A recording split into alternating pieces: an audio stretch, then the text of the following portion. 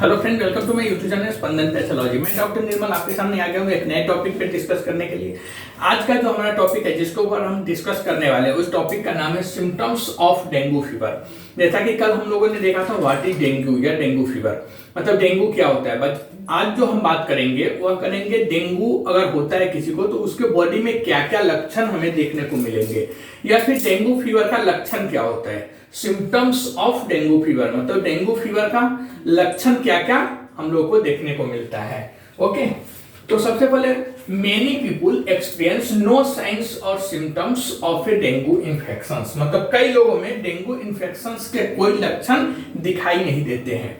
बहुत सारे ऐसे लोग हैं जिनमें डेंगू तो होता है बट डेंगू का कोई ऐसा लक्षण टिपिकल जो डेंगू का लक्षण है वह दिखाई नहीं देता है। तो many people experience no sign और symptoms of a dengue infection, मतलब कई लोगों में डेंगू इन्फेक्शन के कोई संकेत या लक्षण दिखाई नहीं देते हैं। When symptoms do occur, they may be mistaken for other illness such as the flu and usually begin 4 to 10 days after you are bitten by an infected mosquito। मतलब जब लक्षण दिखाई देने लगते हैं, मतलब डेंगू के जो लक्षण दिखाई देने लगते हैं तो उन्हें अन्य बीमारियों के लक्षण की तरह ही डेंगू का लक्षण भी समझ लिया जाता है। ऐसे डेंगू का जो लक्षण होता है जो सेम आपको फ्लू वाली लक्षण होती है, फ्लू में भी वही लक्षण होता है जो डेंगू का लक्षण होता है। ओके, वही यहाँ पे बता रहा है कि जब लक्षण दिखाई देने लगते हैं तो उन्हें अन्य बीमारियों के लक्षण की तरह ही डेंगू का भी लक्षण दिखाई देता है जैसे फ्लू। और आमतौर पर ये लक्षण जो इन्फेक्टेड मच्छर होते हैं, जो लक्षण कब आएंगे तो जो इन्फेक्टेड मच्छर आता है, मतलब जो मच्छर के वजह से डेंगू हुआ है वह इन्फेक्टेड मच्छर के काटने के 4 से 10 दिन के बाद दिखते हैं। अगर इफ सपोज आज अगर हमको डेंगू का लक्षण दिखाई दे रहा है या हमें डेंगू आज पता चल रहा है कि मुझे डेंगू हुआ ऐसा लग रहा है, तो आप समझ जाइए कि जो आज से 10 दिन पहले डेंगू होने वाली जो मच्छर है वह हमें काटा है। तो यही यहाँ पे बता रहा है 4 to 10 days बिफोर, मतलब आमतौर पर सिम्टम्स संक्रमित मच्छर मतलब जो इन्फेक्टेड मच्छर है उसके काटने के 4 से 10 दिन पहले बात दिखते हैं।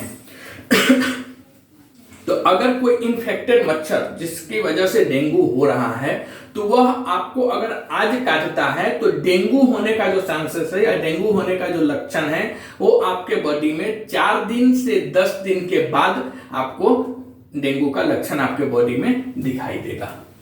Dengue fever causes a high fever 104F and any of the following sign and symptoms, मतलब डेंगू फीवर के कारण सबसे पहले जो इसमें है डेंगू फीवर का वह सबसे जो पहला है वह है तेज बुखार आना। डेंगू में आपको सबसे ज्यादा बुखार आएगा, मतलब तेज बुखार आएगा। 104 मतलब 104 के आसपास आपको फ़ारेनहाइट बुखार आ सकती है। 104, 103, 104 के आसपास रहता ही है, मतलब 101 के ऊपर ही रहता है, 101 के ऊपर ही बुखार रहता है। तो dengue fever causes a high fever 104 Fahrenheit and one of the following science and symptoms, मतलब डेंगू फीवर के कारण तेज बुखार होता है 104 मतलब 104 डिग्री फ़ारेनहाइट और निम्नलिखित में से कोई भी लक्षण आपको दिखाई देंगे। ये सब जो लक्षण है इसमें से और भी लक्षण आपको दिखाई देंगे। और भी लक्षण का मतलब है जैसे आपको हेडेक्स, फीवर तो आपको आएगा ही। डेंगू में सबसे पहला जो लक्षण है वह यही है कि 104 डिग्री फीवर के आसपास रहता है, 104 डिग्री फ़ारेनहाइट फीवर रहता है। नेक्स्ट होता है उसमें हेडेक, हेडेक का मतलब सर दर्द, आपको बहुत अधिक सर दर्द करेगा। Muscles, bone and joint pain, मतलब आपकी मांसपेशी में, हड्डी में और ज्वाइंट में, मतलब आप ओवरऑल इसे बोलिए तो शरीर दर्द, बॉडी पेन। तो आपको यह मसल्स में, ज्वाइंट्स में और बोन में बहुत ज्यादा सीवियर पेन होगा, मतलब आप बोल सकते हैं कि आपको बहुत बॉडी पेन करेगा, बहुत आपका शरीर दर्द करेगा। उसके बाद आपको नौजिया, आपको ऐसा लगेगा जैसे वोमिटिंग हो रही, मतलब उल्टी, जी मचलाना जैसे बोलते हैं ना, उल्टी होने की तरह आपको लगेगा, या फिर वोमिटिंग, आपको उल्टी भी हो सकता है। उसके बाद पेन बिहाइंड द आईज, मतलब जो आपके आंख है वो आंख के पिछले हिस्से में आपको दर्द होगा। उसके बाद सोलन ग्लैंड्स, मतलब जो आपके एक ग्लैंड्स वगैरह है उसमें सूजन आ जाएगी, और रैशेस आपके बॉडी पे लाल लाल चकत्ते होते हैं ना, लाल लाल दाग धब्बे, ऐसा चकत्ता आ जाएगा। तो मैं गांव साइड में तो मोस्टली डेंगू में अभी भी ऐसा समझ जाते हैं कि जैसे वो गांव में चेचक या फिर क्या बोलते हैं माताजी वगैरह हुई है, ऐसा हुआ रहता है। बट डेंगू में भी रैशेस होते हैं, और काफी मैंने तो बहुत पेशेंट का ऐसा एक्सपीरियंस लिया, देखा है मैंने कि बहुत पेशेंट्स को रैशेस आते हैं, ऐसा लगता है कि सच में उनको माताजी हुई है, बट ऐसा नहीं रहता, वो डेंगू के एक लक्षण होते हैं। तो डेंगू के जो मेनली लक्षण है जिस पे ध्यान देना है वो यही है कि 104 103 आपको फीवर रहेगा, मतलब हाई ग्रेड फीवर रहेगा, आपको शरीर बहुत आपका बॉडी बहुत दर्द करेगा, मतलब आपके शरीर बहुत दर्द करेगा, आपको सर बहुत दर्द करेगा, आपको पूरा बॉडी में पेन रहेगा, जहां पे जॉइंट्स, बोन्स, मसल सब में आपको दर्द रहेगा, उल्टी हो भी सकता है या उल्टी होने की तरह आपका मन करेगा, आपके आंख भी बहुत दर्द करेंगे, मतलब आंख के पिछले हिस्से में दर्द रहता है, बट आपको ऐसा लगेगा कि मेरा आंख दर्द कर रहा है। फिर उसको आपके जो ग्लैंड्स वगैरह वो सूज जाएंगे, आपके शरीर पे लाल लाल दाग धब्बे चकत्ते आ सकते हैं। तो यह सब डेंगू का एक लक्षण होता है।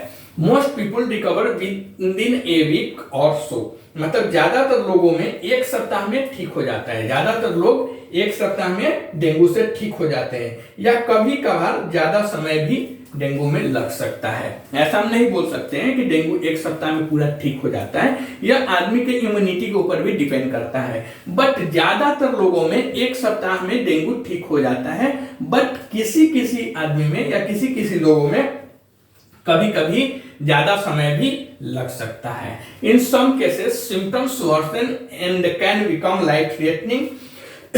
This is called severe dengue और डेंगू हेमरेजिक फीवर और डेंगू शॉक सिंड्रोम। यह बहुत डेंजर होता है। ओके, कुछ मामलों में डेंगू के जो लक्षण है वह बिगड़ जाते हैं, सिम्टम्स बिगड़ जाते हैं, और यह जो बिगड़ने वाली जो कंडीशन होती है वह आपको जानलेवा भी हो सकता है, मतलब इसमें आपको जान भी जा सकती है, इसमें पेशेंट का डेथ भी हो जाता है। सीवियर डेंगू जो होता है उसमें पेशेंट मर भी सकता है, पेशेंट को सदमा भी लग सकता है, और पेशेंट के लिए यह घातक भी होता है। उसे याद रखिए, सीवियर डेंगू बोलते हैं, या फिर डेंगू हेमरेजिक फीवर बोलते हैं, या फिर डेंगू शॉक सिंड्रोम बोलते हैं। इसे 3 नाम से जानते हैं, क्वेश्चन आपको तीनों नाम में से किसी नाम से आ सकता है, सीवियर डेंगू या डेंगू हेमरेजिक फीवर या फिर डेंगू शॉक सिंड्रोम। ये तीनों नाम सेम है। यह क्या होता है, तो in some cases symptoms worsen and can become life threatening, this is called severe dengue और डेंगू हेमरेजिक फीवर और डेंगू शॉक सिंड्रोम। मतलब कुछ मामलों में लक्षण इतना बिगड़ जाते हैं कि यह जानलेवा भी डेंगू हो सकता है, और इस गंभीर इसे सीवियर डेंगू मतलब गंभीर डेंगू, सीवियर मतलब होता है गंभीर, तो इसे हम सीवियर डेंगू बोलते हैं, या फिर डेंगू हेमरेजिक फीवर बोलते हैं। हिंदी में अगर इसे हम बोलेंगे तो डेंगू रक्तस्रावी डेंगू भी बोल सकते हैं, और तीसरा इसे डेंगू शॉक सिंड्रोम भी कहा जाता है। Severe dengue happens when your blood vessels become damage and leaky. यह जो सीवियर डेंगू होता है इसमें क्या होता है, तो गंभीर डेंगू तब होता है, सीवियर डेंगू अधिकांशतः नहीं होता है, बट यह होता तब है जब गंभीर डेंगू जो सीवियर डेंगू हम बोलते हैं वह तब होता है जब आपकी ब्लड वेसल्स जो होती है, ब्लड वेसल्स डैमेज हो जाता है और वह लीकेज हो जाता है। ब्लड वेसल्स क्या होता है, लीकी हो जाता है, मतलब लीकेज हो जाता है। तो सीवियर डेंगू कब होता है, तो severe dengue happen when your blood vessels usually becomes damaged और लीकी, मतलब आपकी जो ब्लड वेसल्स है वह अगर लीकेज हो रहा है उसमें, या फिर वह डैमेज हो गया हुआ है, तो उसकी वजह से आपको सीवियर डेंगू हो सकता है। And the number of clot forming sales, जिसे हम प्लेटलेट्स बोलते हैं, इन योर ब्लड स्ट्रीम ड्रॉप्स, मतलब कि और आपके ब्लड में जो क्लॉट बनाने वाली सेल्स होती है, हम सभी जानते हैं कि हमारे ब्लड में जो क्लॉट बनाते हैं, थक्का बनाने का जो काम करता है, उसे हम प्लेटलेट्स कहते हैं। ओके तो और आपको ब्लड में क्लॉट बनाने वाले जो सेल्स होते हैं उसको हम प्लेटलेट्स बोलते हैं। तो प्लेटलेट की संख्या कम हो जाती है, और इससे क्या होता है, शॉक मतलब सदमा, या फिर इंटरनल ब्लीडिंग, या फिर ऑर्गन फेलियर, और यहां तक कि पेशेंट की डेथ भी हो जाती है। ओके, तो यह क्या होता है, in the number of clot forming cells that is also called as platelets in your blood stream drops and this can lead to shock, internal bleeding, organ failures and even death। मतलब वही कि अगर आपके body में जो sales है जिसका काम है क्लॉट बनाना, रक्त में थक्का जमाना, जिसे हम प्लेटलेट्स बोलते हैं, वह प्लेटलेट्स अपने नॉर्मल रेंज से हमारे बॉडी में जितना होना चाहिए उससे अगर कम जाता है, 1.5 to 4.5 lakhs उसका नॉर्मल रेंज है, बट अगर उससे कम जाता है, मेनली बिलो 1 लाख या 70-80,000 के नीचे आता है, तो ऐसे कंडीशन में क्या होता है, ऐसे कंडीशन में प्लेटलेट्स की संख्या आपकी बॉडी में मतलब मेनली ब्लड स्ट्रीम में बहुत कम जाने की वजह से आपको क्या हो जाएगा, शॉक लग हो सकता है, शॉक मतलब सदमा लग सकता है, या फिर इंटरनल ब्लीडिंग। इंटरनल ब्लीडिंग है कि आपके स्किन के अंदर ब्लीडिंग होना जो आपको नहीं दिखेगा, बट वह अंदर कहीं ना कहीं ब्लीडिंग होगा। ब्लीडिंग का मतलब है खून का अधिक बहाव होना। या फिर ऐसे कंडीशन में प्लेटलेट्स कम होने की वजह में आपको ऐसा भी देखेगा कि जो बॉडी की ऑर्गन्स है वो ऑर्गन्स भी अपना काम करना बंद कर देगा, जिसे हम ऑर्गन फेल्योर बोलते हैं। ऑर्गन का मतलब है जो हमारा शरीर का पार्ट्स है, अंग है वह, ठीक है। तो ऑर्गन फेल्योर हो सकता है, और ऑर्गन फेल्योर और यहां तक तो ठीक है, इसके बाद इस सब चीजों के वजह से पेशेंट का इवन डेथ भी हो जाता है इस कंडीशन में। तो इसके लिए आप देखेंगे कि अगर किसी पेशेंट को डेंगू हुआ है तो डॉक्टर सबसे पहले उसका WBC, प्लेटलेट, इस सब के ऊपर ध्यान देते हैं, क्योंकि मेन जो होता है डेंगू मैनेजमेंट में प्लेटलेट मैनेजमेंट ही करना रहता है, क्योंकि प्लेटलेट के ऊपर ही पूरा यह डेंगू डिपेंडेंट रहता है। तो प्लेटलेट को मेंटेन रखना यह बीमारी में बहुत बड़ी बात होती है। अगर आपका प्लेटलेट कम गया हुआ है तो सीवियर डेंगू या फिर डेंगू हेमरेजिक फीवर या फिर जिसे हम डेंगू शॉक सिंड्रोम बोलते हैं वह होने का चांस ज्यादा रहता है, मतलब गंभीर डेंगू होने का चांस ज्यादा रहता है। तो मेनली जो होता है वह इस डेंगू में प्लेटलेट्स को ऑब्जर्व करने की जरूरत रहती है। Okay, warning signs of severe dengue fever which is a life threatening emergency condition and can develop quickly। मतलब क्या होता है कि गंभीर डेंगू मतलब सीवियर डेंगू जो होता है यह एक जानलेवा, तो गंभीर डेंगू क्यों जानलेवा होता हो तो हम बता ही दिए आपको कि उसमें प्लेटलेट कम हो जाती है, जिसकी वजह से प्लेटलेट कम हो जाने की वजह से इंटरनल ब्लीडिंग हो सकता है, आपको शॉक लग सकता है, ऑर्गन फेलियर हो सकता है और यहाँ तक कि पेशेंट को डेथ भी हो सकता है।